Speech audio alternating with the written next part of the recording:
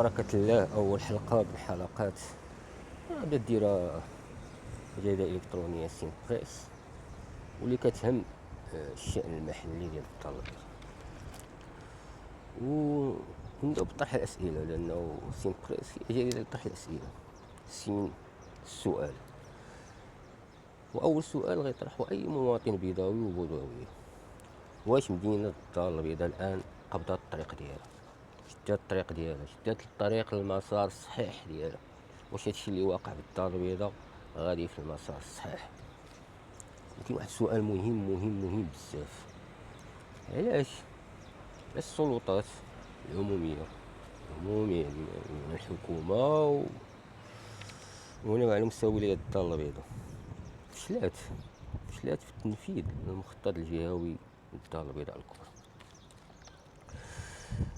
مخطط هيئة ديال الدار البيضاء الكبرى اللي كانت تعلن عليه أمام جلالة الملك قصر هذا في الدار البيضاء، وتوقعات فيه بخصوص عدد من الاتفاقيات. وشنو هو الناس اللي ما كيعرفوش هذا المخطط الجهوي هيئة الدار البيضاء، مخطط هيئة ديال الدار البيضاء الكبرى؟ بزاف الناس ما كيعرفوش، وكان خصو يدار من 2015 إلى 2020 وتصدات له يعني أموال جد مهمة وكانوا فيه عدد من المتدخلين. علاش عندنا مشاكل ديال المدينة القديمة بخلاف مدن أخرى بحال طنجة، بحال تطوان، بحال فاس، بحال مراكش، بحال الرباط، بحال تازة، عدد من المدن العتيقة اللي كاينة في المملكة ديالتنا؟ علاش المشاريع ديال إعادة التأهيل ديالها نجحات، ما المشاريع إعادة التأهيل التثمين كذلك ونجحات؟ علاش المدينة القديمة أو المدينة العتيقة للدار البيضاء ما استطعناش نجحوا العملية ديال إعادة التأهيل، مع أنه دارت الاتفاقية الأولى، دارت الاتفاقية الثانية، ودارت الاتفاقية الثالثة، وكان من المفروض تكون الاتفاقية الرابعة اللي ما دارتش، ونقول علاش. سؤال أهم كذلك، سؤال أهم: شنو كيسير من الدار البيضاء؟ واش السلطات المنتخبة واللي المفروض فيها أو لا السلطات الإدارية بالمدينة؟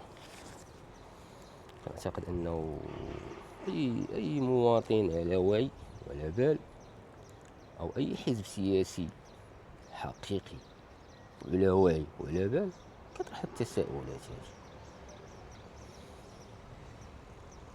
دونك أعزائي عزيزاتي، نبداو معكم في أول حلقة من حلقات الجريدة الإلكترونية سين بريس. كيف ما كيعرف الجميع أنه من تعيين الوالي محمد مهيدية والي على ولاية الدار البيضاء تنشرت عدد من المقالات الإعلامية وتكتب كثير أنه السيد كذا والسيد كذا والسيد المنقذ والسيد هو اللي غيحرك والسيد كذا. بالفعل بانت عدد من الأوراش اللي كانت متعثرة ذات الانطلاقة ديالتها، وبان في مداخل المدينة ديال الدار البيضاء بان عدد من الناس. ونذكركم أنه أظن حفل التنصيب ديالو في الولاية الدار البيضاء واللي جا سي عبد الوافي الفتيت وزير الداخلية نصبو الغد لي أول زيارة دار على الميناء ديال الدار البيضاء والمدينة العتيقة للدار البيضاء، ومن بعد جا المسرح الكبير، ومن بعد أمور أخرى. بالتالي السيد كان عارف أنه خصو يسرع عدد من المشاريع المتعثرة، وبانت بعض الثمار في بعض منها، وبان بعض الفشل في بعض الآخر ونهضروا فيه. أنا شخصيا درت واحد العملية ملي قرينا وشفنا وهذا، مشيت كنبحث، طرحت أنا سؤال آخر عكس ما تكتب، سواء تكتب بحسن نية أو تكتب بأهداف أخرى. مشيت لطنجة بحكم أن السيد الوالي مهيدية كان والي على عمل طنجة. مشيت صار نشوف السيد شنو دار في المدينة، شنو الأعمال ديالو، شنو الإنجازات ديالو. بيان سي قلبت شوية في قريت بعض في جوجل، قلبت هذا، شفت له بعض الفيديوهات، شفت الطريقة هذه كيفاش كيتكلم، كيبان الرجل صارم، كيبان الرجل نزيه، كيبان الرجل عنده غيرة على البلاد، كيبان الرجل باغي يخدم مزيان. لكن اكتشفت أنه هناك عدد من المشاريع المتعثرة في ولاية جهة طنجة الحسينة تطوان. تساءلت كيفما غتسائلوا معايا كيفاش واحد السيد جا مدينة الدار البيضاء من أجل إنقاذها وإنجاز المشاريع المتعثرة خلى هو بنفسه مشاريع متعثرة. وعلى سبيل المثال الحالة اللي كان فيها كورنيش ديال طنجة، كما كتعرفوا كورنيش ديال طنجة في واحد الباركينغ لتحت عنده لاسانسور، كان الاسانسور ما خداميش، هبط في الدروج حالتهم، وعدد من الامور نفسيه في تطوان نفس بعض المدن الاخرى، ومثلا المستشفى الجهوي اللي كان في تطوان بقي مشروعا وعدد من المشاريع. والان كنقراو انه السيد الوالي اللي كاين دابا اظن السيد تازي راه حتى هو يطلق ديناميه المشاريع المتعثره. هذا شق. كذلك مشيت لمنطقه الشمال لانه في هذيك الزياره اللي دار السيد الوالي للمدينه العتيقه بدا كيبان انه كاين سيناريو جديد ديال احياء الاتفاقيه الرابعه هي المدينه العتيقه. ومن خلال ان سام هذا الملف في الحقيقه ما كنتش عارفه، ولكن بديت كنتلاقى بالناس بالمواطنين بحكم العمل ديالي بحكم المواكبه المهنيه، بديت كنعرف بعض الامور. اكتشف انه كاين هناك قرارات الهدم سواء كلي او جزئي. بديت كنعرف انه كاين واحد التدبير اخر في هذا الموضوع ديال المدينه العتيقه اللي يبني على الهدم بالاساس، في حين انه الاصل ديال المدن العتيقه والتاهيل ديال المدن العتيقه هو الحفاظ على البنايات العتيقه ماشي هدمها، الحفاظ عليها. التجربه ديال تطوان، التجربه ديال مدينه طنجه، التجربه ديال مدينه فاس. ومدينه فاس راه من المدن اقدم، المدن العتيقه الاقدم واللي عندها تعقيدات اصعب من التعقيدات اللي كاينه في المدينه العتيقه ديال الدار البيضاء، وما كانش فيها الهدم. فبالتالي علاش هاد المقاربه كانت على مستوى الدار البيضاء. جيت نشوف وكنكتشف لقيت ان الدينامو والطرف الرئيسي في هذا المشروع ديال اعاده تاهيل المدينه العتيقه باتفاقيته الثلاث هو الوكاله الحضريه للدار البيضاء. فلقينا ان الوكاله الحضريه هي راس المشكل، وان الحل لإعادة تأهيل المدينة العتيقة مرتبط باستبعاد، هذا رأيي الشخصي، مرتبط باستبعاد الوكالة الحضرية. وما كنقولوش من الفراغ، كنقولوا علاش. لأنه شفت أنه تساءلت أنا مثلا، مشيت شفت مدينة تطوان زرتها تبارك الله يا سلام، أهلت وتم تثمينها. لقيت أنه وكالة تنمية أقاليم الشمال هي اللي تكلفات، مشي طنجة. مدينة العتيقة للرباط وكالة حوض أبير قراق مع وكالة هيئة الرباط، كيف الوكالة الحضرية. وقس على هذا. اللي بين الأشياء اللي اكتشفتها وأنا كنبحث وكنجري هذا العدد من المقارنات، تبين أن مدينة الدار البيضاء وهذا طبيعي عندها خصوصية إدارية، خصوصية قانونية، خصوصية اقتصادية، ثقافية، اجتماعية. لأنه ما يمكن حتى شي واحد يقول أنه الدار البيضاء راه هو المغرب. كنقولوا الدار البيضاء كنقولوا المغرب، كنقولوا الاقتصاد كنقولوا الأمور الأخرى. الدار البيضاء القلب النابض للمغرب، فبالتالي الاهتمام بها وإعطائها العناية وما تستحقه بالفعل من عناية خاصو يكون بعد تنموي ماشي بمقاربة أمنية اللي على ضوءها تأسست الوكالة الحضرية. حيدوا هاي. الملك محمد السادس أظن في 2012 أو 2014 دار عدد من المبادرات تخص مدينة الدار البيضاء، ماشي مبادرات بالعكس، خصت خطابات على مدينة الدار البيضاء، بل حتى المفهوم جديد للسلطة أعلن عليه في الدار البيضاء.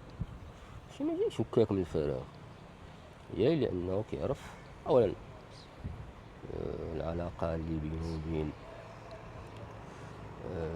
الملك والشعب ديالو، خاصة مدينة الدار البيضاء لأنه هي مركز المقاومة بدليل أنه قصر فترة السلطان تما وحي الأحباس، راه تما كانوا لقاءات عادية بين الملك وأبناء الشعب.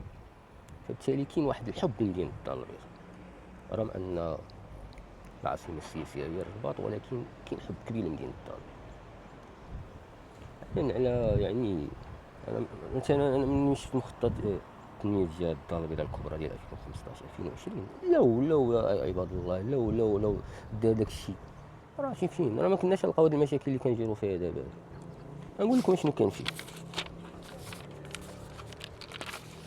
كان فيه تطوير بشكل حديث النقل العمومي اللي هو فيه الترام وكذا وهذا.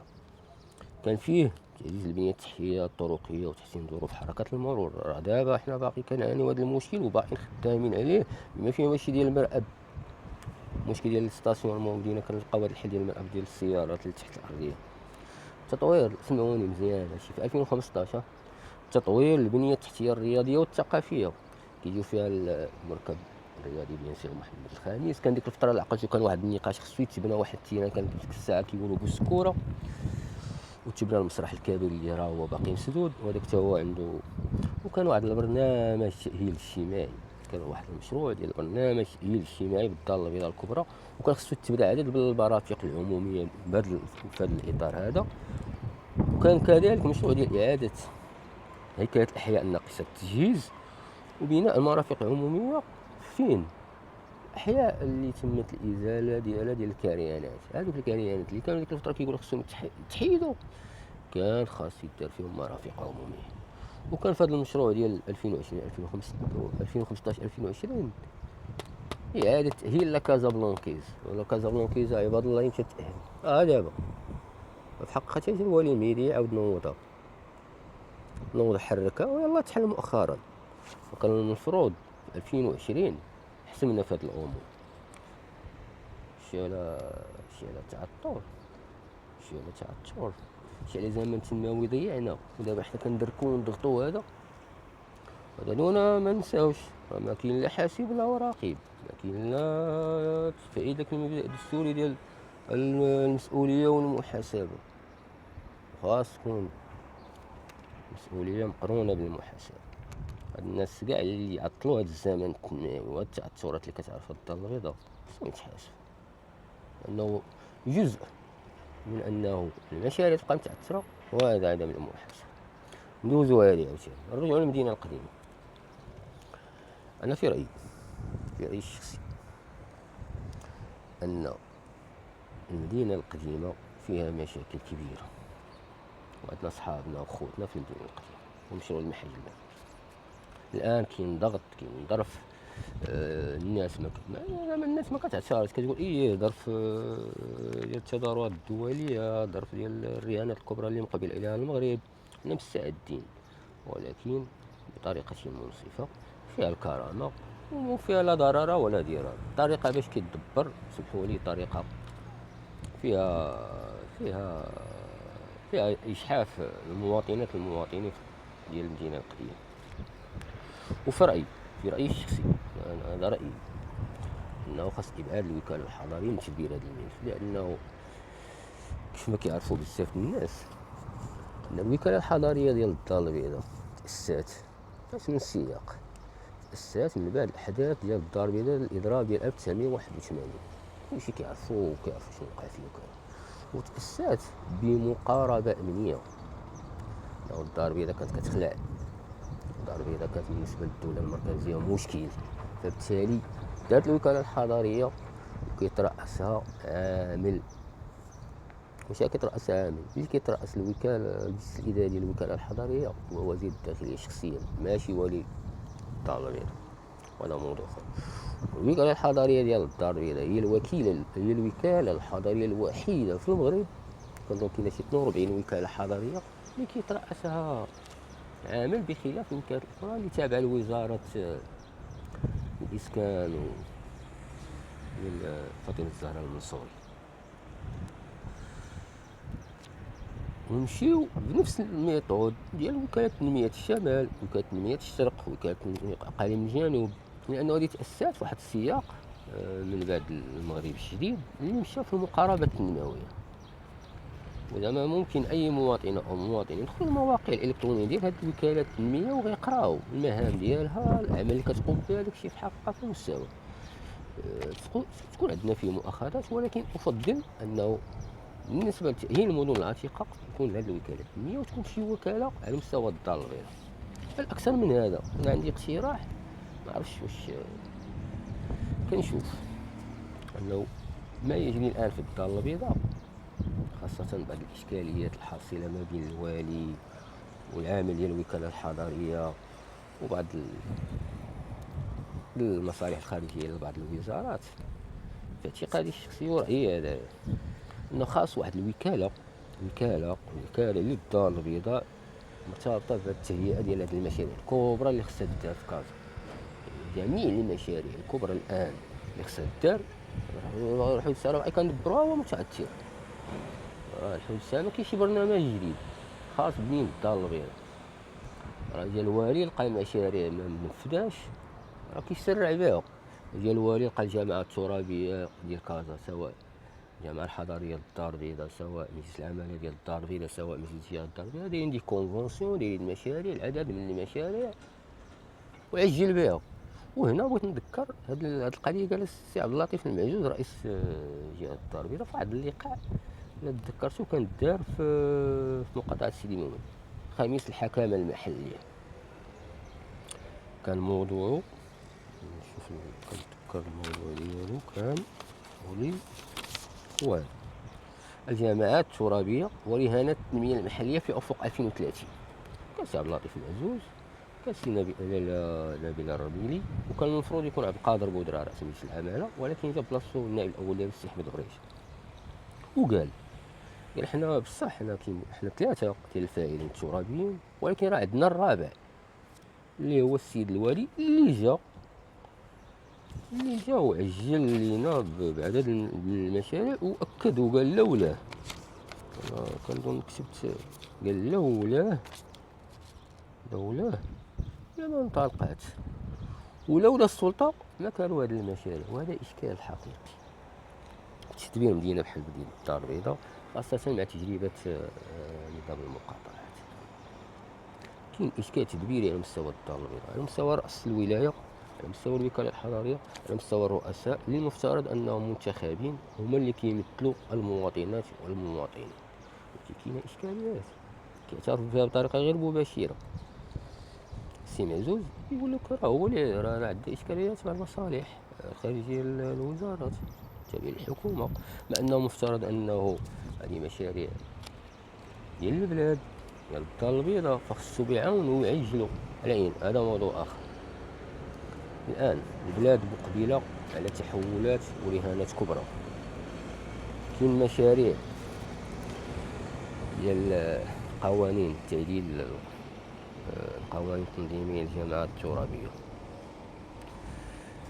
في رأيي وفي رأي عدد من الفاعلين المدنيين والسياسيين المتتبعين للشأن المحلي من الدار البيضاء وغايورين من أبناء المدينة، أنه خاص ديال الدار البيضاء توزع إلى 4 عمالات بدل من 6 عمالات، ويكون الوالي هو المنسق بين هذه العمالات. كاين السي حميد الشتاشني الباحث الأنثروبولوجي في الأنثروبولوجيا الحضارات الحضارية، كيقول أنه الدار البيضاء راه دار بيضات، ماشي دار بيضاء وحده. البرنوسي ماشي هي المدينة، ماشي هي عين السبع، ماشي هي حي المحمدي، ماشي. فبالتالي هاد وحدات المدينة ما نفعتهاش الدار البيضاء، بالعكس أساءت لها. وكيعتبر أن الميثاق الجماعي القديم قدم أفضل بكثير من هذا ديال القانون التنظيمي للجماعات. فبالتالي وقبل من خص فتح نقاش المجتمع المدني وتضييق من المجتمع المدني الحقيقي من الدار البيضاء، حاول كيفاش كيشوفوا مدينتهم، كيفاش باغيين تدبير المدينة ديالتهم، كيفاش كيشوفوا